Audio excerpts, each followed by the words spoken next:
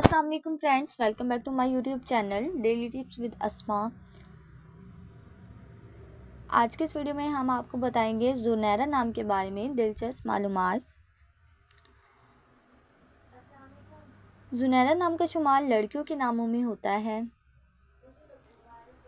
ज़ुनैरा एक इस्लामी नाम है। ज़ुनैरा नाम की इब्तदाई तारीख अरबी ज़ुबान से निकलती है। ज़ुनैरा नाम की लड़कियों के लिए खुशकिस्मत नंबर 2 माना जाता है। माहिरीन के मुताबिक ज़ुनैरा नाम की लड़कियां बहुत चालाक होती हैं। ज़ुनैरा नाम का मतलब है जन्नत का एक गुलाब।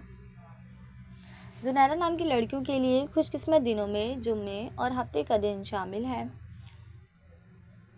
ज़ुनैरा नाम के अफराद के लिए मुवाफिक रंगों में सब्ज़ और भूरा रंग शामिल है। ज़ुनैरा नाम के अफराद के लिए मुवाफिक पत्थरों में पुखराज पत्थर शामिल है। खुशकिस्मती वाली धातों में हिस्सों के हिसाब से तांबा और चांदी शामिल है। फ्रेंड्स, अगर आप अपने नाम का मतलब जानना चाहते हैं तो कमेंट बॉक्स में अपना नाम लिखें। इंशाल्लाह हम आपके नाम की वीडियो ज़रूर बनाएंगे। Thanks for watching. अल्लाह हाफिज़।